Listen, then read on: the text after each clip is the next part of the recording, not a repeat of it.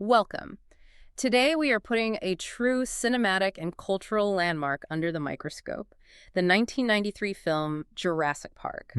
And for this discussion, we're not really interested in the details of the plot on Isla Nublar. Right. You know the story, the jeeps, the storm, the chaos. Our mission here is to analyze the history, the casting decisions, the revolutionary technology that made it all possible, and of course, the enduring legacy that made this movie a global phenomenon, a real turning point. It's so vital to step back and look at the film's architecture. Yeah. I mean, when you consider Jurassic Park, it's so easy to just be consumed by the magnificent dinosaurs. Of course. But the technical and logistical blueprint built around those animals, that is what fundamentally redefined Hollywood filmmaking. It was more than just a hit. Oh, absolutely. This was more than a box office success. It was an industrial event that redefined what was technically and commercially possible in visual effects, in sound design. It just set a new standard for how blockbusters had to be made from that point on. Okay, so let's unpack this from the very beginning. We have to start with the origins, because the journey from a concept to a finalized film was almost as chaotic as, well, a theme park security failure. It really was. And it began surprisingly early. Before the book, even. Way before. The novel, by Michael Crichton, was actually conceived as a screenplay back in the 1980s, long before it was ever a book. So when did it become the novel we know? Well, Crichton finally submitted the finished manuscript to his publisher in May 1990. And at that exact moment, Steven Spielberg was meeting with him to discuss the future TV series ER. What a coincidence. A huge one. During that meeting, Crichton mentioned he had the galleys for his new novel. Spielberg managed to get a copy, was instantly captivated, and he committed to directing the film adaptation right then and there. And he was not the only one in the running. I mean, we're talking about one of the most intense, high-stakes bidding wars of 1990. And this was happening before the book even officially hit the shelves. Which is wild. Crichton, though, was apparently tired of the long bidding process he'd seen before. Yeah, this earlier work like Congo. So he initially offered the rights at a fixed price, about $1.5 million. He wasn't trying to maximize the money. His main concern was just making sure the film would actually get made by a major director he trusted. But the agents saw the potential. The Creative Artists Agency saw the tremendous potential, and they encouraged the bidding war anyway. And the contenders were powerful. Warner Bros. Was backing Tim Burton. Interesting. Columbia Pictures had Richard Donner. 20th Century Fox was paired with Joe Dante. But Universal, they were driven by the chance to secure Spielberg. So they won. They won the rights. They committed the $1.5 million for the novel, plus an additional $500,000 paid directly to Crichton to adapt his own book into a screenplay. I think the most talked about alternative director, though, has to be James Cameron. Absolutely. Cameron tried desperately to purchase the rights. He famously found out he was beaten by Spielberg by just a few hours. And he said his version would have been very different. Very different. When he discussed it years later, Cameron revealed that his Jurassic Park would have been much darker. He said nastier, kind of comparable in tone to his own film Aliens. So more of a straightforward horror movie with a lot more graphic violence. Precisely. His vision involved much more graphic dinosaur attacks. But the amazing thing is, he graciously admitted that after seeing Spielberg's finished film, he realized Spielberg had made the right choice. The more family-friendly approach. Exactly.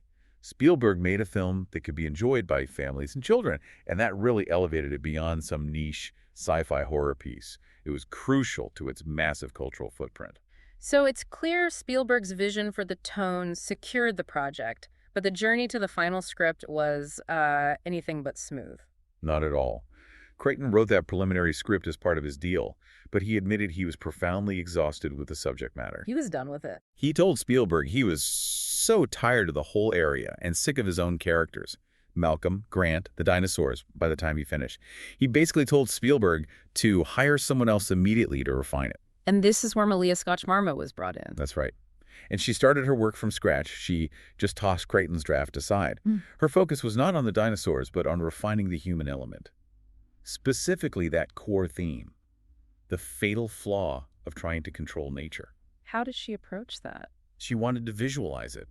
She included scenes of, jungle vegetation visibly creeping into the unfinished visitor center to show nature's relentless pushback against human hubris. What's truly surprising about her initial work, though, are the changes she proposed to the characters. Huge changes. She actually cut Ian Malcolm entirely. She did.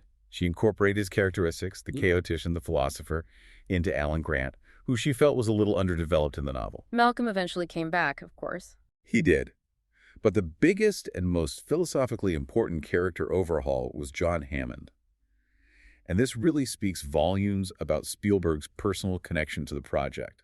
Because in the book, Hammond is just a villain. He's ruthless, manipulative, purely greedy. But Spielberg, the ultimate showman, he related deeply to Hammond's obsession with spectacle, with creating something wonderful. So he rewrote him. Led to the character being rewritten entirely as this sympathetic, optimistic, grandfatherly figure that Richard Attenborough played so beautifully. That character change is so critical, isn't it? A ruthless villain doesn't let you feel the heartbreak of the park's failure. By making Hammond sympathetic, the film transforms the disaster from a story about greed into a tragedy of, overreaching ambition and idealism. It absolutely maintains this central cautionary message, but it ensures you still have some emotional connection to the man who created the dream. Yeah. If he had been the novel's villain, the emotional stakes would have been entirely different. And we also see those subtler character shifts elsewhere. They made Grant and Sattler a couple for the film. Right, which added a subtle romantic tension. Although Laura Dern later noted that the 20-year age difference between her and Sam Neill felt completely appropriate for the early 90s, but it was something they both reflected upon later in the context of modern cinema. The modifications to the grandchildren, Tim and Lex, were also very functional. Highly functional. Their ages were swapped specifically to accommodate the casting of Joseph Mazzello as Tim, the younger brother. And Lex geeked Tim's computer skills. Crucially, yes. Yeah. Lex inherited Tim's specific interest in computers and systems, and that was a narrative necessity. They needed Lex to be the one who could interact with the park's security systems during that climactic kitchen sequence. Her skills were key to the resolution, so every character choice, even down to which kid knows coding, was serving the set pieces. Exactly. And David Cope eventually took over for the final drafts after Spielberg was dissatisfied with some of Scotch Marmot's versions. And he was given a lot of freedom. Remarkable creative latitude. But he was mandated to include two major set pieces from the novel. The iconic T-Rex attack on the tour vehicles and that tense sequence with the raptors in the kitchen. Cup then had the difficult job of taking pages of scientific jargon, how they clone the dinosaurs with mosquito blood and frog DNA, and making it digestible for an audience. That exposition needed to be conveyed quickly and, entertainingly. And Spielberg provided the perfect solution. He was inspired by a 1957 educational special, Hemo the Magnificent. Right, he devised an animated segment, a simple cartoon, to quickly explain the cloning process. And Cup named the cartoon narrator Mr. DNA. After Spielberg jokingly referred to the character as such, it's an incredibly efficient piece of filmmaking that avoids heavy, dry dialogue. It just respects your time. It definitely works. Cup also rationalized some of the villainy. He made the critical decision to merge the novel's PR chief, Ed Regis, with the lawyer, Donald Gennaro. He did. He transferred Regis's notably cowardly traits to Gennaro, whose eventual death being eaten on the toilet by the T-Rex was certainly one of the novel's more memorable scenes that made it through. A darkly humorous fate for the character embodying corporate cowardice. For sure. So, with the script locked down, they face the next huge hurdle. How do you afford revolutionary CGI and still staff a whole movie? This led to Spielberg's unconventional casting mandate. That's the tension that defined the whole production budget.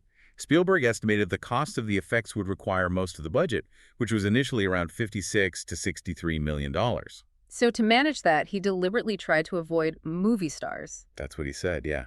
Actors who would charge outrageous prices. Instead, he aimed for good, solid, slightly less-known actors to manage the finances and place the spectacle squarely on the dinosaurs themselves. That was a huge risk in 1993, wasn't it? I mean, blockbusters were traditionally anchored by huge names like Arnold Schwarzenegger or Tom Cruise. It was a massive financial risk. Spielberg was essentially saying the special effects are the headliners. But it paid off because the effects delivered. And for the lead role of Alan Grant, Kurt Russell and Richard Dreyfuss were considered, but they were too expensive. Harrison Ford and Tim Robbins both turned down the role before it eventually landed with Sam Neill, who recalled the whole process happening real quick. On the other side, Laura Dern was cast as Ellie Sattler. She was in a similar position, right? An established, talented actor, but not yet demanding that top-tier salary. Exactly. Robin Wright and Juliette Binoche had both turned down the role before Dern accepted. And the casting of Ian Malcolm, the chaotician, that's legendary. It really is. Jim Carrey actually auditioned for it. I can't even imagine that. But Jeff Goldblum was deemed perfect for the role.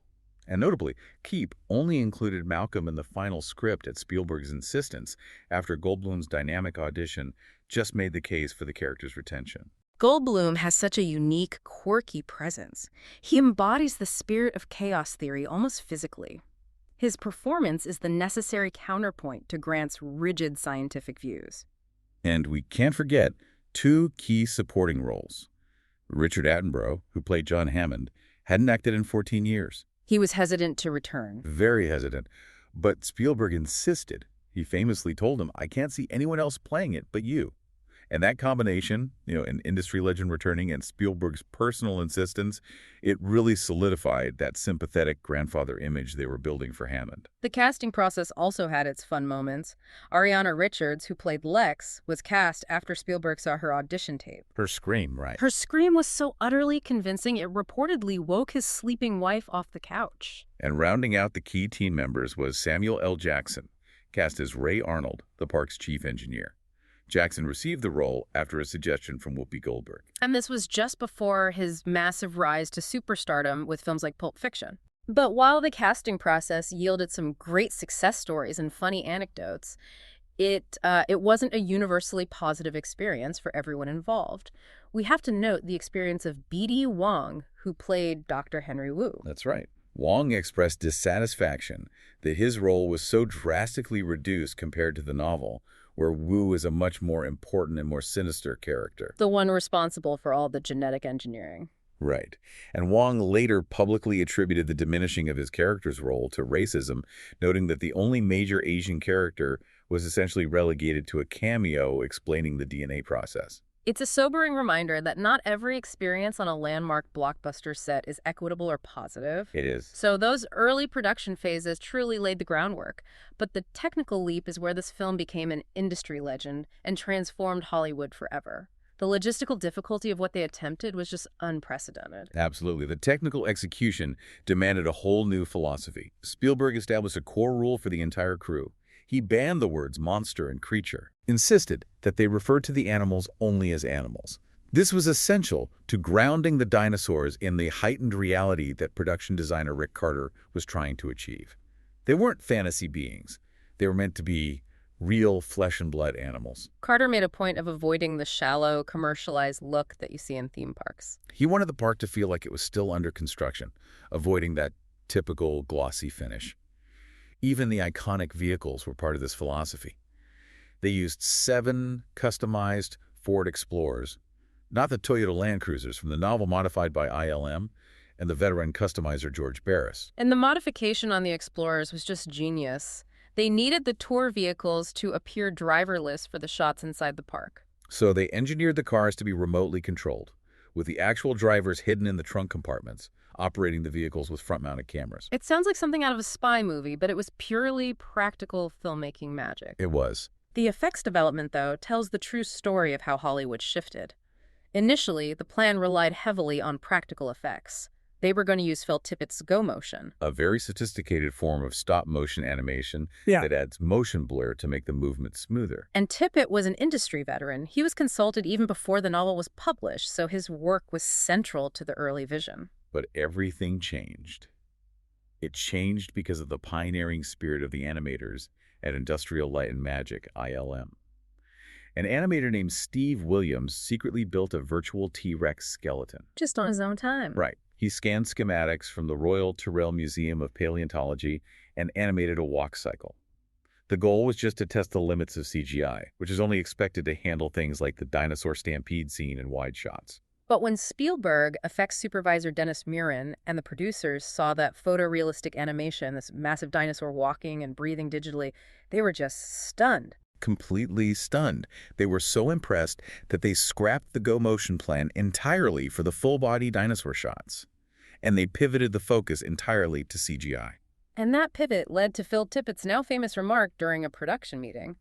I think I'm extinct. Right. And Spielberg, recognizing the meta-humor and the profound shift the film was undergoing, loved the line so much he immediately incorporated it into the final script. Spoken by Jeff Goldblum's character Ian Malcolm during the initial park tour, it's a true, unexpected moment of cinematic self-awareness. It's so important to stress, though, that despite this massive shift to digital, the balance between CGI and physical effects was meticulously maintained. Very carefully. The final 127-minute film only has 15 minutes of total dinosaur screen time. And that small window is precisely split.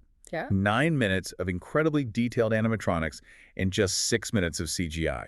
They achieved photorealism by using CGI sparingly and effectively, maximizing its impact. And that 9 minutes of animatronics showcases the unparalleled mastery of Stan Winston's studio. They built life-size dinosaurs, Including the massive Tyrannosaurus Rex animatronic, which was the largest creature Winston's team had ever constructed.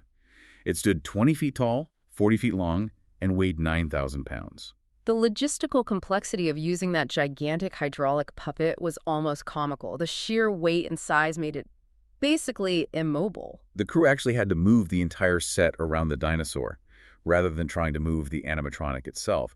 That just shows the dedication to physical presence over flexibility. And the practical challenges were immense, particularly during that famous nighttime T-Rex attack sequence. Wedding scene. Because the scene was shot during a simulated storm with massive amounts of rain, the foam rubber skin of the animatronic began absorbing the water, adding all this unplanned weight. Started shaking and quivering because the hydraulics were overloaded. Crew members had to frantically dry the enormous model with chamois between takes just to keep it operational. I also love the anecdote about the unintended detail that made it into the film. During one rehearsal or attack on a tour vehicle, the animatronic hit the plexiglass roof with such force that one of its teeth popped out. And Spielberg just kept filming. He kept shooting, resulting in the T-Rex having a visible missing tooth in the final film. That detail, unintentional as it was, adds to the realism of the animal.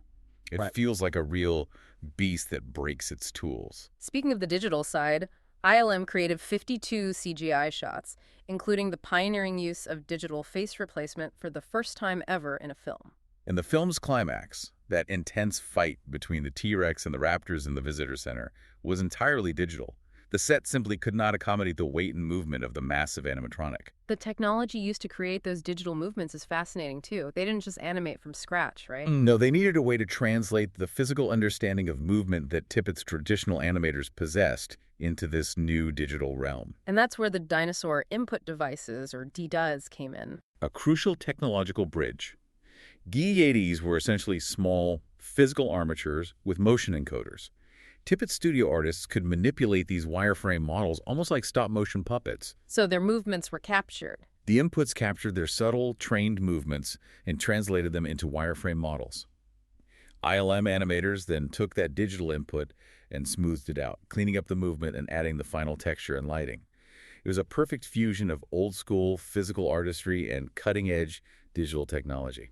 That collaboration must have been intense, and considering the sheer processing power required for these images in 1993, the rendering process must have taken forever. Oh, it was excruciatingly slow by today's standards.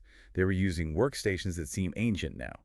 To render a single frame 1/24th of a second of the detailed T-Rex in the rain required 6 hours of processing time. 6 hours for one frame. It took weeks just to render short sequences, which speaks to the incredible time management and pressure the ILM team was under. And while the visuals are groundbreaking, the sound design is just as revolutionary, requiring Spielberg to take an unusual step to ensure audiences experience the film as intended.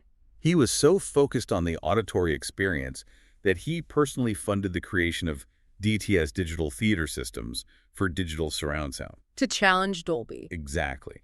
He believed the quality of the sound was crucial to the immersion, and he wanted to ensure that audiences would hear the film exactly the way it was intended to be heard. The challenge for sound designer Gary Rydstrom was enormous. Paleontologists had no idea what dinosaurs truly sounded like. It's an open question even now. So he essentially had to start from scratch. He committed to building an entire library of organic sounds using only animal vocalizations recorded specifically for the film. He avoided any pre-existing stock effects. And the recipes he created are legendary and wonderfully strange, like the gentle giant, the Brachiosaurus. Its calls were a mix of whale songs, cow noises, and donkey calls. They even created the sound of the Brachiosaurus sneezing, by combining the sound of a fire hydrant being opened and a whale's blowhole. It's a bizarre symphony of nature. I mean, the T-Rex roar sounds so real and visceral, but I can't believe it was actually a combination of a baby elephant squealing and a male koala grunting for the softer sounds. The T-Rex noise profile was the most composite. They added alligator, crocodile, and lion noises for the sheer raw power. And the footsteps, the ones that made the water ripple. That wasn't a sound effect library. Rydstrom achieved that by physically cutting down large redwood trees and crashing them to the ground, capturing that genuine deep impact sound. And what about the hyper-intelligent, terrifying velociraptors? They sound so intensely menacing. They are the most complex. Their aggressive hisses and screams are a combination of dolphin screams, walruses bellowing, geese hissing, even African crane mating calls. But there's something else in there, too. The most surprising detail is that Rydstrom used the sound of tortoises mating and then added a distorted human rasp to the raptor sounds. That human rasp is the only human voice used in the film's dinosaur vocalizations. Which adds an unsettling, almost too intelligent quality to their calls. I think we need to pause and just appreciate the sheer logistical difficulty of this production in the context of Spielberg's wider work. He was simultaneously filming Schindler's List in Poland during Jurassic Park's lengthy post-production. He described that period as a bipolar experience, an extraordinary challenge. He was in Poland dealing with the profound moral and human weight of the Holocaust narrative, and then he would transition to Hollywood, monitoring the editing, visual effects, and sound design for his giant dinosaur picture. How did he even manage the communication? This was before widespread internet collaboration. He monitored everything via satellite and encrypted fiber optic cable from Poland. He held teleconferences with his crew and his editor, Michael Kahn, who was also in Poland, 4 times a week to manage the minutiae of the CGI and sound. Unbelievable. Spielberg estimated that 40% of the entire post-production process for Jurassic Park was handled through this unprecedented high-tech, long-distance arrangement. That level of remote coordination decades ago just illustrates his profound commitment to ensuring the technical quality was perfect, even while he was immersed in a dramatically different project. The fact that he finished Jurassic Park ahead of schedule and under budget is a testament to his organization. It is. Now, despite the film's veneer of scientific authority, it did take significant creative liberties in design, even while it reflected the real-world scientific shift known as the dinosaur renaissance. It was important for updating the public's perception of dinosaurs. Absolutely. It portrayed them as warm-blooded, active, intelligent, and genetically related to birds, rather than the slow, sluggish lizards of older cinema. But those intentional modifications for dramatic effect are where the entertainment factor took over. Exactly. The Dilophosaurus, for instance. The actual animal was much larger, but the filmmakers made it significantly smaller to avoid confusing it with the raptors. And the frill and the venom spitting.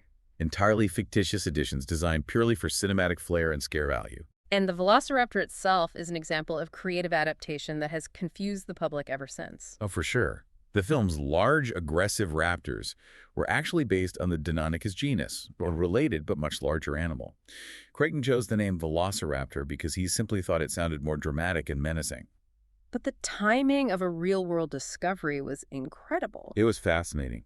Shortly before the film's release, the Euporaptor was discovered. And this newly discovered animal was even larger than the raptors depicted in the film. Which ironically validated Crichton's decision to use a larger-than-life version, even if he used the wrong name. It reveals a kind of unexpected foresight in the fictional size of his creatures. The scientific and technical groundwork was laid, setting the stage for the monumental cultural moment and financial dominance that followed. The preparation for this release was just as massive as the T-Rex itself. The marketing was a juggernaut. It signaled a new era of global promotion. Universal took that lengthy pre-production period to plan an extensive $65 million marketing campaign. Which is a staggering figure when you consider the film's production budget was only slightly higher at $63 million. They essentially doubled the cost of the movie just to promote it. That campaign included licensing deals with over 100 companies for 1,000 products. It just saturated the market with everything from video games to McDonald's dino-sized meals. And the film's visual identity became instantly iconic.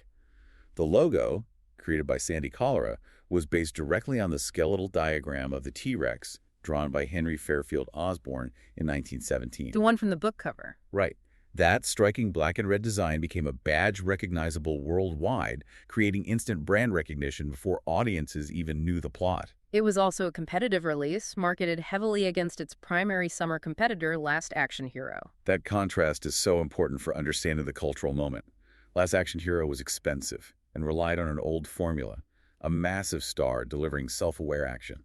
Arnold Schwarzenegger. Right, but Jurassic Park was marketed as a spectacle of possibility, emphasizing the realism of the dinosaurs over the charisma of the human stars.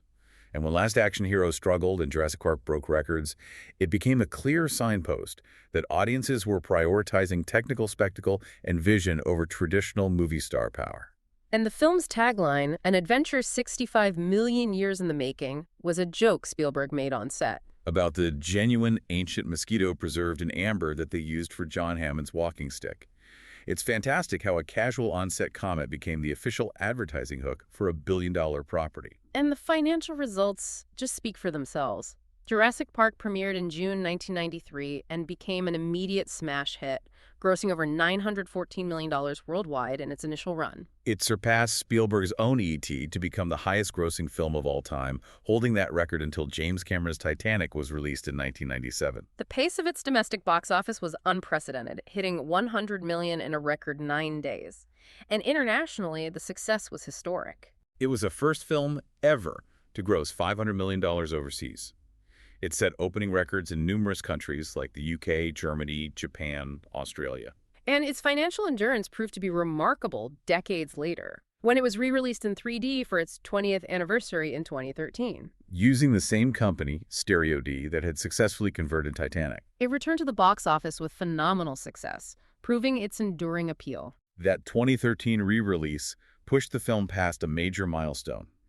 Jurassic Park became the oldest film in history, and only the 17th film overall at that time, to surpass $1 billion in ticket sales worldwide. Even today, it remains among the highest-grossing films of all time, and is still the highest-grossing film directed solely by Steven Spielberg. Critically, the reaction was largely focused on its technical mastery, as you'd expect.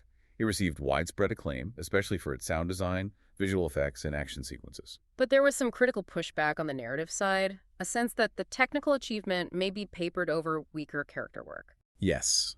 Critics like Peter Travers noted that the human characters felt like dry bones compared to the dynamic, photorealistic dinosaurs. Which points back to our earlier discussion. Spielberg prioritized the spectacle and the theme over deep character exposition. But the critical response wasn't universally negative about the characters.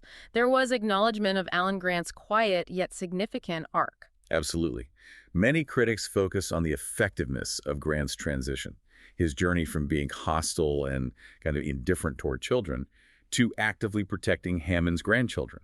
That emotional journey grounded the chaos and provided the necessary human core. And the technical excellence was officially confirmed by the Academy, winning all 3 Oscars it was nominated for: Best Sound Effects Editing, Best Sound, and Best Visual Effects. In 2018, its cultural significance was cemented when it was selected for preservation in the United States National Film Registry by the Library of Congress. And this brings us to its lasting legacy, which begins with its foundational, revolutionary impact on Hollywood filmmaking. This film is widely regarded as the ultimate landmark that shaped visual effects in modern cinema. Film historian Tom Schoen even said its innovation was a revolution in movies as profound as the coming of sound in 1927. That's a huge statement. It is. It redefined the technological language of the industry almost overnight. The digital success realized by ILM immediately inspired other major creators. George Lucas, who owned ILM, saw the potential of his own company's success and finally began serious work on the Star Wars prequel trilogy, knowing that the technology was now mature enough to realize his vision. And Peter Jackson was similarly affected. He was inspired to re-explore his childhood love of fantasy films, seeing how digital tech could bring impossible creatures and worlds to life. This directly led him down the path to creating the Lord of the Rings trilogy and later King Kong. Jurassic Park provided the proof of concept that launched several mega franchises. The entire visual effects industry restructured around the technology the film introduced. Many special effects companies quickly transitioned entirely to CGI. And Stan Winston, the master of physical animatronics, he saw the writing on the wall and went on to co-found the special effects company Digital Domain with IBM and James Cameron. Jurassic Park essentially dictated the future direction of blockbuster movie making. Beyond Hollywood, the film had a highly significant impact on science and public interest, giving rise to what is now known as the Jurassic Park generation. This is a remarkable cultural effect. The film is directly credited with inspiring countless young people who saw it as children to pursue careers in paleontology and related fields. They wanted to discover the next raptor, the next T-Rex. And this surge of interest, driven by cinematic enthusiasm, led to increased funding for the field and a subsequent boom in new dinosaur discoveries worldwide. Universal and Amblin even institutionalized this support, starting the Jurassic Foundation, a nonprofit organization dedicated specifically to funding paleontological research. It also moved the concept of de-extinction from academic speculation into the public consciousness. The film popularized the idea that extinction might not be permanent. And that concept continues to resonate with modern ventures decades later.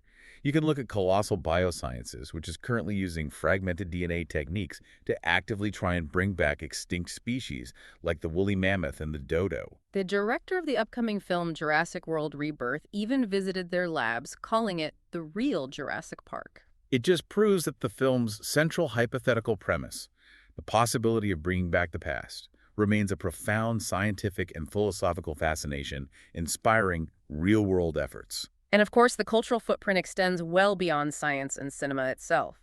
The film established a massive multimedia franchise that continues today, spanning 6 sequels, including the upcoming Jurassic World Rebirth in 2025, numerous video games, and comic books. The film's success led directly to the creation of major theme park attractions designed to recreate the fictional park's chaos. Jurassic Park, the ride at Universal Studios Hollywood, and an entire dedicated section at Universal Islands of Adventure. The park truly became real, just in a carefully controlled environment. And one of the most unexpected influences came from the world of professional sports. The Toronto Raptors NBA team, founded in 1995, was named directly as a result of the film's massive global popularity. It shows how deeply the Raptor image had embedded itself in the public mind. It really does. It's proof that the brand and the imager transcended the film itself almost instantly. When we look at this cinematic event outside of its plot, the story becomes a potent case study in technological innovation, masterful global marketing, and cultural endurance. It proved what was possible, not just in terms of pixels and sound, but in terms of shaping public imagination. The scale of that achievement is truly hard to grasp today, where CGI is so commonplace. But in 1993, the blend of Stan Winston's massive physical artistry and ILM's digital innovation created a seamless, terrifying reality that audiences had never experienced before. What's truly fascinating here, and what remains a lasting influence, is that powerful intersection of science and entertainment. By pioneering photorealistic digital effects, Jurassic Park convinced the world that its vision of what dinosaurs looked like, active, bird-related, intelligent, with a specific scaly skin texture, was real. Right. And in doing so, it created a dominant, permanent public perception of these animals that science is still struggling to update decades later, especially regarding features like feathers, which we now know were far more prevalent. Yeah. So what does this massive cultural victory tell us about the power of cinematic realism over academic truth? And which one ultimately shapes our collective understanding of the deep past? Thanks for listening.